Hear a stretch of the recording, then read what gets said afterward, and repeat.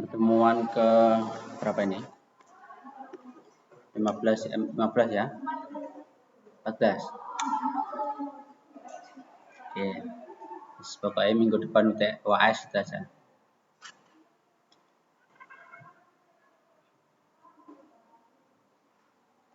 Nah, terakhir kita bicara tentang teknik analisis data. Ini tahapan akhir di dalam membuat rancangan penelitian. Jadi setelah kita mendapatkan data dari lapangan berupa pengumpulan data, ya, pengumpulan data kemarin berupa apa saja?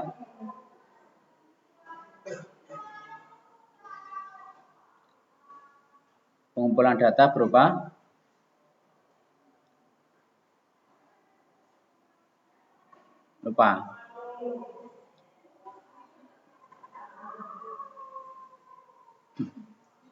observe, terus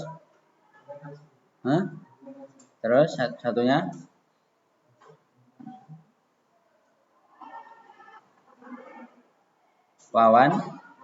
wawancara. Nah, 3 data itu, nah kemudian ini kita mengambil contoh menggunakan analisis spiral versinya Criswell, ya, bentuknya kayak spiral itu. Ya. Kita membacanya dari bawah, ya, dari koleksi data, ya, berupa teks atau gambar. Jadi data tadi itu data dari observasi, wawancara, studi dokumentasi, artefak ataupun dokumen yang lain yang digunakan untuk penelitian. Nah, itu masuk pada di bagian ini, bagian koleksi data ini. Nah, kemudian yang sebelah kiri ini prosedurnya, yang sebelah kanan itu contohnya. Jadi setelah kita mengoleksi data kita kumpulkan, itu kemudian kita olah. Nah, cara pengolahan data itu bisa berupa file, unit, atau organisasi. Jadi, data yang diolah itu, nah, kita organisasikan, kita kelompok-kelompokkan. Ini data observasi, ini data wawancara, ini data dokumentasi. Bentuknya kan berbeda, bentuk datanya. Nah, setelah itu kemudian melakukan bacaan atau pencatatan. Nah, bacaan atau pencatatan ini berupa ada yang bentuknya refleksi, penulisan catatan, atau lintas pertanyaan. Jadi, data yang kita kumpulkan ini kan sudah berupa catatan, ya, sudah berupa teks atau gambar. Nah, yang kemudian kita kelompok-kelompokkan, karena ketika kita mendapatkan data, ini kan masih data mentah semula, ya. Kita wawancara itu kan kadang bisa 1 jam, setengah jam ataupun lebih. Yang terkadang yang disampaikan itu tidak sama persis dengan apa yang ditanyakan. Nah, kadang cerita kemana yang sebenarnya tidak banyak mendukung data penelitian, ya kan? Nah, apalagi kita ketemu orang desa atau apa, ditanyain 1, 2, 3, jawabannya banyak. Nah, maka kita sebagai peneliti perlu memilah mana dari sekian banyak jawaban-jawaban itu yang sesuai dengan penelitian kita atau fokus penelitian kita. Tidak semuanya kita masukkan. Itu. Nah, kemudian setelah itu kita melakukan deskripsi, klasifikasi, dan interpretasi. Apa maksudnya? Deskripsi itu kita menjelaskan observasi kita itu yang kita amati apanya. Kemudian kita catat tersendiri, ya. Jadi misalnya kita ke lapangan, yang kita lihat bukan hanya gedungnya saja atau bangunannya saja, tapi bagaimana situasi yang ada di situ. Misalnya di pemerintahan desa. Di pemerintahan desa itu ada siapa saja.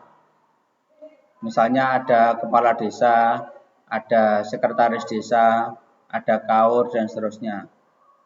Kamu ke sana mengobservasi, di situ ada interaksi apa saja di dalamnya, bagaimana mereka bekerja, bagaimana dia melayani masyarakat, dan seterusnya.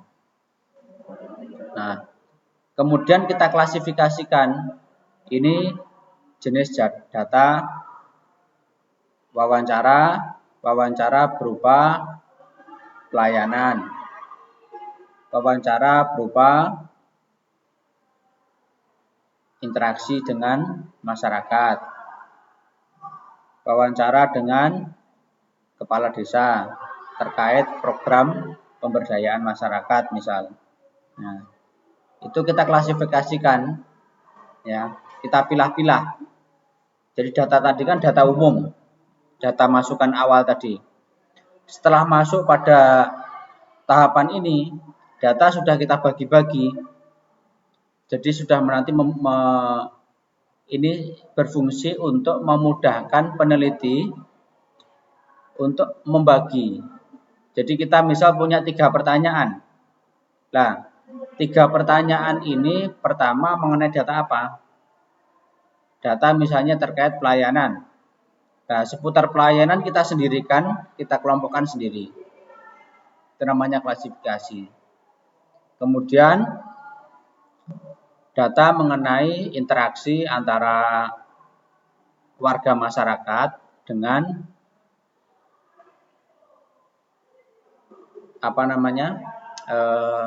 orang-orang yang ada di pemerintah desa. Kemudian yang ketiga misalnya komunikasi dengan kepala desa terkait program pemberdayaan. Kita kan ada 3. Nah, 3 ini kita sendiri-sendirikan. Kemudian yang kita klasifikasikan itu adalah beberapa kata atau kalimat penting dari kita berinteraksi dengan ketiganya tadi. Misalnya kita mendapatkan kata kunci misalnya rembuk desa. Nah, ini kan istilah yang menjadi clue. Nah, ini kita klasifikasikan. Kemudian kita mendapatkan pemberdayaan dan partisipasi misalnya. Nah, ini kita klasifikasikan sendiri lagi. Jadi bisa per kata atau bisa per kalimat. Itu namanya klasifikasi. Jadi catatan-catatan itu kita ambil kata kunci penting atau kalimat yang penting di antaranya itu. Yang ketiga itu namanya interpretasi. Nah, bagaimana kita menyampaikan datanya itu? Nah, contohnya ini berupa konteks, kategori, ataupun komparasi. Komparasi itu menggabungkan. Menggabungkan misalnya begini. Data pertama mengenai pelayanan. Data ketiga mengenai pemberdayaan. Nah, bagaimana antara pelayanan dan pemberdayaan ini? Apakah sinkron? Itu namanya komparasi. Nah, bisa begitu. Jadi antar data itu dikaitkan begitu. Bisa dipahami ya? Nah, kemudian yang terakhir yakni penyajian atau visualisasi. Nah, penyajian data itu selain kita deskripsikan, kita jelaskan berupa narasi, ya, bisa juga didukung dengan matriks pohon ataupun proposisi. Matriks ini bisa berupa bagan atau gambar atau tabel yang memang mendukung. Nah, misalnya contohnya begini. Tadi kan kita sudah dapat 3 data, ya kan? Berupa pelayanan, interaksi antara warga dengan pihak pemerintah desa. Yang ketiga, kemudian apa? Pemberdayaan. Nah, masing-masing ini kan ada jawaban. Terus kemudian kita cek di lapangan. Misalnya kita buat tabel pelayanan, interaksi, dan pemberdayaan. Nanti isinya berupa apa saja. Nah, itu namanya penyajian data. Nah, namanya visualisasi. Visual itu kan terlihat mata. Ya, bisa berupa gambar, ya berupa bagan, ya jenisnya itu. Nah, bisa juga kita gambar atau kita bentukkan bagan. Misalnya alur atau interaksi itu bagaimana terjadi. Nah, itu bisa. Nah, itu setelah kita melakukan beberapa tahap-tahap dari awal sampai terakhir tadi.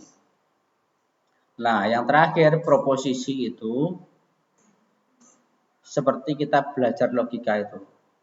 Ada proposisi mayor sama minor. Dari hasil penelitian ini, proposisi mayornya apa, minornya apa. Nah, itu. Oke, kemudian, nah, contohnya begini. Nah,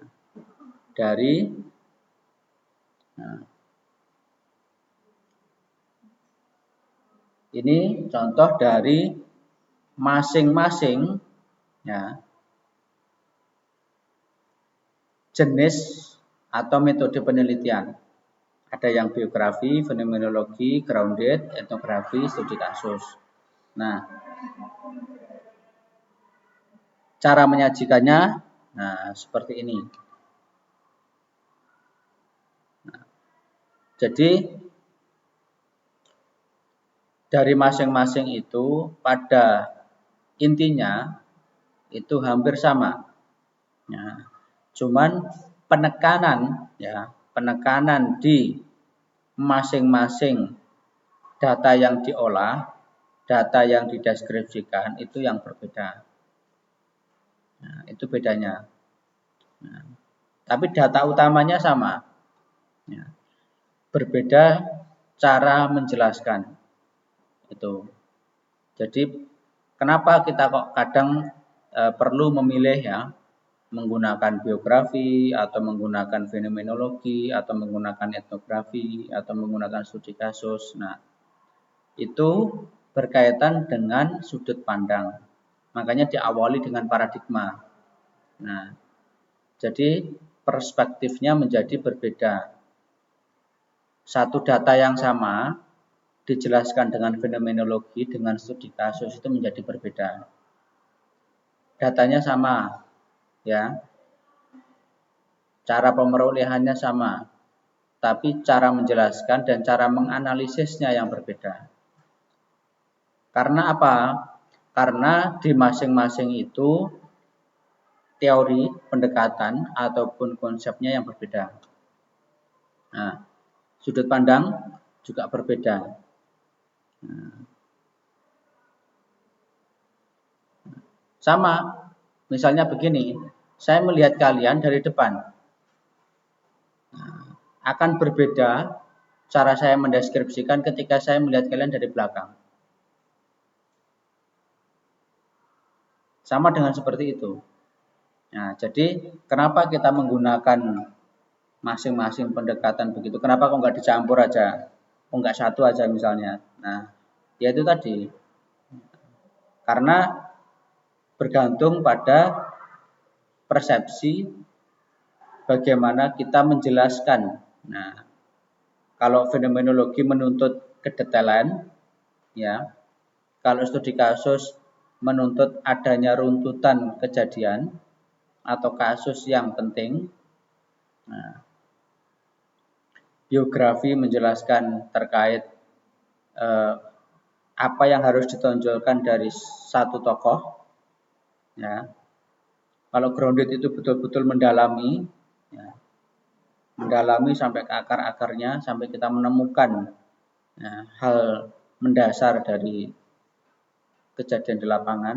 Nah, etnografi lebih kepada bagaimana manusia berinteraksi, kaitannya dengan budaya, ya, dan seterusnya. Nah, itu.